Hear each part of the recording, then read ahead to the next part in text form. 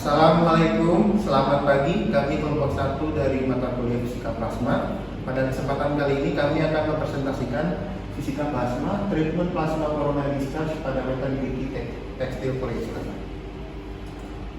Untuk anggota kelompoknya sendiri terdiri dari saya sendiri, Vanessa Wiliswardani, Christiana Kanaya, dan saya Vera Rosa Damayati. Jadi untuk corona discharge treatment itu sendiri adalah sebuah plasma atau wujudkan corona yang dapat digunakan sebagai modifikasi permukaan menggunakan pengangkut dan listrik di antara elektroda. Nah, jadi untuk corona treatment ini memiliki prinsip pembagian, yaitu wujudkan corona tercipta akibat adanya medan listrik di daerah antara elektroda. Nah, jadi pada sekitar antara elektroda ini terdapat medan listrik yang tidak homogen. Nah, mengapa medan listrik yang tercipta tidak homogen? Itu karena bidang geometri antar bidang itu tidak serata atau sama bidang. Lalu untuk daerah medan listriknya itu terbagi menjadi dua. Yang pertama daerah ionisasi dan daerah aliran. Nah, untuk daerah ionisasi ini adalah daerah yang berada di sekitar ujung jarum, yang dimana medan listrik pada area sekitar ini memiliki medan listrik yang sangat kuat sehingga mampu mengionisasi gas sekitarnya dan mampu menarik ion negatif dan elektron bebas pada sekitarnya. Nah, dari proses ionisasi ini terdapat daerah aliran di mana saat ion negatif ditarik pada menuju ujung jarum, maka meninggalkan ion positif yang dimana ion positif ini mengalir pada pelat bidang. Hal ini terjadi karena adanya beda potensial sehingga menyebabkan energi kinetik, sehingga terjadinya ada energi kinetik yang mampu membuat ion positif mengarah ke bawah. Nah, untuk daerah aliran sendiri itu terbagi menjadi dua, yaitu daerah ionisasi pada corona positif dan corona negatif. Yang dimana corona positif ini adalah alirannya itu adalah bermuatan positif, yang dimana ion positif yang ditinggalkan oleh ion negatif akan pergi menuju pada pelat bidang. Sementara untuk corona negatif adalah aliran yang bermuatan negatif, di mana ion ditarik pada ujung jarum sehingga elektron bebas pada sekitar ujung jarum terpental menuju pelat bidang. Jadi pada corona discharge treatment ini dibagi menjadi 3 tahap. Jadi pada tahap pertama adalah fotoionisasi dan ionisasi gas yang terjadi pada sekitar ujung jarum. Jadi molekul gas pada sekitar ujung jarum ini mengalami ionisasi serta fotoionisasi. Di mana fotoionisasi ini terjadi karena adanya foton cahaya yang dapat mengionisasi radikal gas-gas sekitar. Lalu selanjutnya ada tahap kedua, di mana tahap kedua merupakan terjadinya muatan positif yang dibawa oleh medan listrik dan terjadi wujudkan Thomson. Jadi ketika ionisasi gas sudah mulai berjalan, maka akan ada ion positif yang ditinggalkan akibat adanya ion negatif yang ditarik, sehingga ion positif akan diarahkan dibawa oleh medan listrik menuju pelat baja. Nah, berbarengan dengan proses tersebut akan terjadi wujudkan Thomson, di mana wujudkan Thomson ini adalah ketika elektron yang tertarik pada ujung jarum dipercepat oleh medan listrik dan mengalami pertumbukan.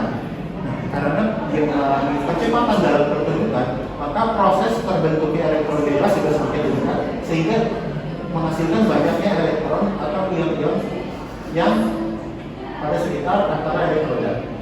Lalu ketiga, pada tahap 3, wujudkan kita mulai menembus skala tertentu yang dipengaruhi oleh medan listrik.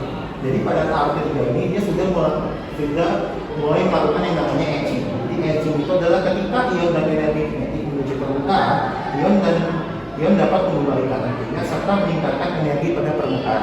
Lalu karena kita bertujuan untuk meningkatkan kebasahan pada permukaan tekstil, maka tujuan kami adalah untuk memberikan ikatan tubuh hidrofolik seperti COH, COA, CO2, CO, dan NH2. Jadi untuk tujuan percobaan kelompok kami yaitu adalah treatment metallurgi dari tekstil polyester, yang dimana treatment ini melibatkan proses ion permanen yang memberikan gugus fungsi polar serta meningkatkan sifat hidrofolik pada tekstil polyester. Selanjutnya adalah metodologi. Nah, pada percobaan kali ini dilakukan 3 kali percobaan, di mana percobaan pertama dilakukan pada tanggal 22 Mei 2024 dengan menggunakan dieelektrik atasnya itu berupa toples plastik. Kemudian pada percobaan kedua dilakukan pada tanggal 30 Mei 2024 di mana menggunakan elektroda atas atau nozzle-nya itu sebagai paku. Selanjutnya di percobaan ketiga pada 13 Juni 2024 itu menggunakan elektroda atas atau nozzle-nya itu jarum. Nah, tempat percobaan yang kita lakukan yaitu di laboratorium material maju fisika plasma. Alat dan bahan yang kita gunakan yaitu pertama jarum dan paku masing-masing berjumlah 3 buah, kemudian ada plat baja, kemudian ada high voltage power supply DC, dan juga kain polyester dengan ukuran 5 x 3 cm, kemudian ada penyangga dan ada dieelektrik berupa cawan petri dan juga toples, kemudian ada kabel dan juga isolasi listrik. Yang menjadi batasan pada percobaan kali ini yaitu yang pertama kita menggunakan kain polyester, kemudian kita menggunakan tegangan dengan besar 3 kV dan 10 kV. Kemudian kita juga menggunakan jarak antara elektrodanya itu dengan jarak 1,75 cm dan 2,5 cm. Kemudian untuk sudut nozzle-nya kita menggunakan paku dan jarum, di mana paku itu dengan sudut yang lebih besar dan untuk jarum itu dengan sudut yang lebih kecil. Kemudian molekul gasnya karena kita menggunakan plasma atmosfer, jadi molekul-molekul yang terdapat di dalam udara. Selanjutnya pada percobaan pertama itu kita menggunakan dieelektrik dengan tutup toples ini, maka dari percobaan pertama kita mendapatkan tidak adanya plasma yang muncul. Hal itu dikarenakan ketebalan toples atau plastik yang kita gunakan ini sangat tipis, jadi ketika dicapit dengan penyangganya itu dia melengkung. Hal itu mengakibatkan paku-paku yang tertancap pada toples ini menjadi tidak presisi. Nah, hal itu yang membuat plasmanya tidak muncul karena jarak antara elektrodanya tidak bagus.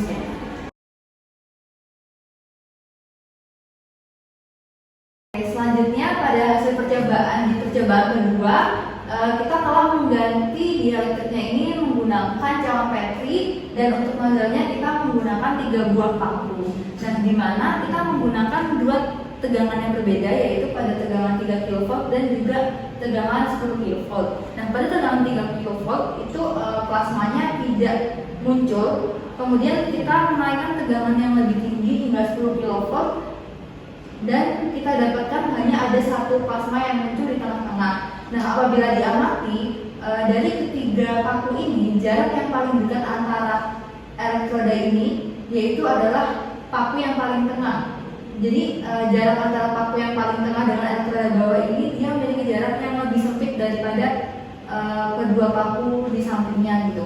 Terutama ke paku yang di sebelah kanan ini dia agak sudutnya tidak tegak lurus dengan elektroda bawah, jadi agak menyerang gitu. Jadi itu yang menyebabkan tidak munculnya plasma pada kedua bidang tersebut.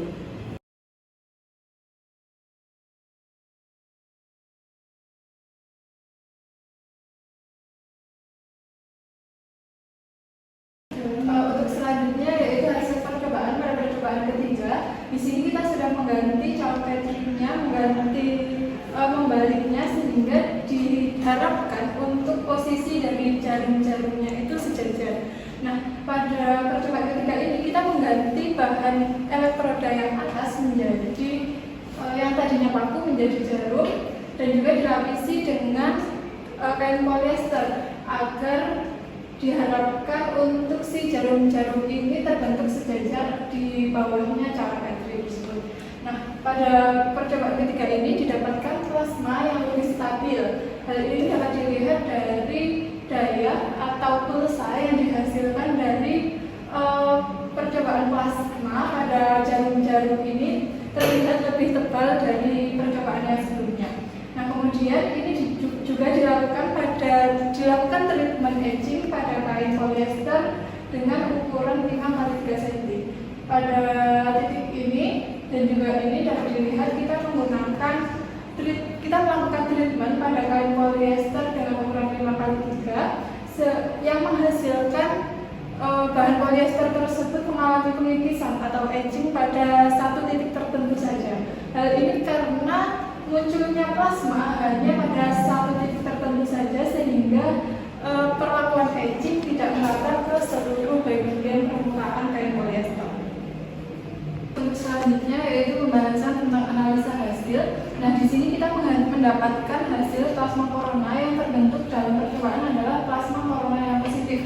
Terbentuk plasma corona yang positif hal ini terjadi karena ujung jarum atau yang digunakan sebagai elektroda atas, paku dan juga jarum itu disambungkan dengan tegangan positif yang berasal dari high voltage power supply DC. Selanjutnya ion-ion yang dihasilkan dari jarum atau paku tersebut menghasilkan ion positif. Selanjutnya untuk plasma corona yang terbentuk berwarna ungu kebiruan. Hal ini dikarenakan plasma yang terbentuk merupakan plasma yang dibangkitkan dalam keadaan tekanan atmosfer atau udara bebas. Nah, pada tekanan atmosfer ini banyak molekul-molekul dari nitrogen yang merupakan komponen utama dari atmosfer sehingga menimbulkan warna ungu kebiruan. Nah, dari molekul nitrogen ini mengalami eksitasi yang kemudian memancarkan foton sehingga terbentuklah cahaya dengan panjang gelombang tertentu yang menghasilkan warna ungu kebiruan tersebut.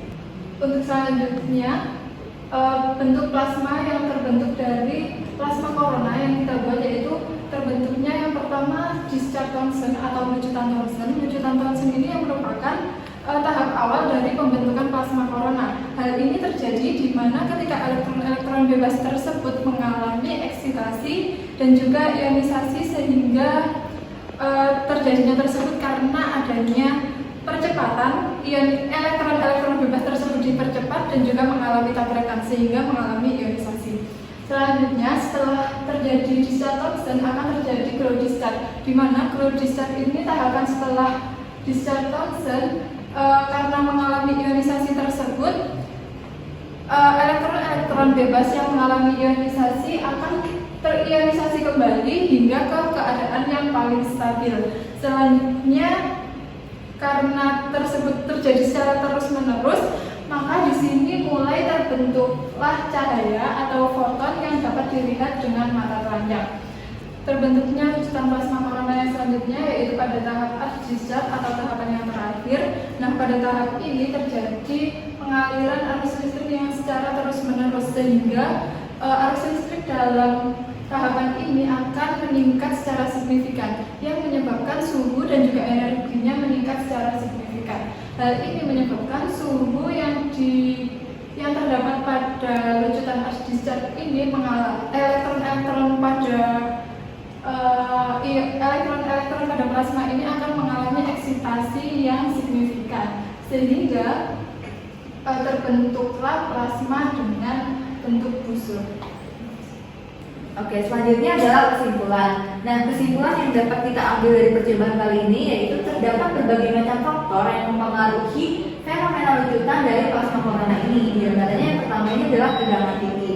Nah, di mana tegangan tinggi ini akan mempengaruhi dari medan listrik. Semakin tinggi tegangan yang kita gunakan, maka medan listriknya itu juga akan semakin besar seperti itu. Jadi hal itu akan mempengaruhi konduktivitas dari plasma corona tersebut. Nah, selanjutnya adalah jarak antara elektroda, di mana jarak antara elektroda ini berbanding terbalik dengan medan listrik. Semakin kecil jarak elektroda yang kita gunakan, maka semakin besar medan listriknya, sehingga plasma yang terjadi itu lebih konduktif apabila jaraknya itu lebih sedikit seperti itu. Kemudian yang ketiga ada sudut nozzle, di mana sudut nozzle ini juga akan mempengaruhi lucutan dari plasma corona ini. Nah, semakin kecil sudut nozzle yang digunakan, maka plasma yang dihasilkan itu akan semakin terarah seperti itu. Jadi tidak melebar. Jadi lebar sudut nozzle ini juga mempengaruhi dari bentuk plasma yang dikeluarkan seperti itu. Kemudian yang keempat sendiri ada molekul gas, di mana molekul gas ini akan mempengaruhi warna daripada plasma corona ini seperti itu. Kemudian saran yang dapat diberikan untuk percobaan yang berkelanjutan, yang pertama adalah menggunakan nozzle berbasis eksperimen, di mana nanti besar sudutnya itu bisa sama pada masing-masing nozzle yang digunakan. Jadi itu untuk menambah nilai presisi daripada percobaan ini. Kemudian nozzle bisa ditancapkan pada dielektrik. Hal tersebut memungkinkan agar nozzle tersebut nanti bisa tegak lurus dengan bidang bawahnya, sehingga tidak melenceng dan jarak antara elektrodanya bisa sama satu sama lain. Kemudian yang ketiga ada jarak elektroda yang presisi. Hal ini juga akan meningkatkan akurasi dari percobaan-percobaan selanjutnya. Sekian dari kelompok kami. Mohon maaf apabila ada kesalahan dalam berkata. Saya ucapkan wassalamualaikum warahmatullahi wabarakatuh.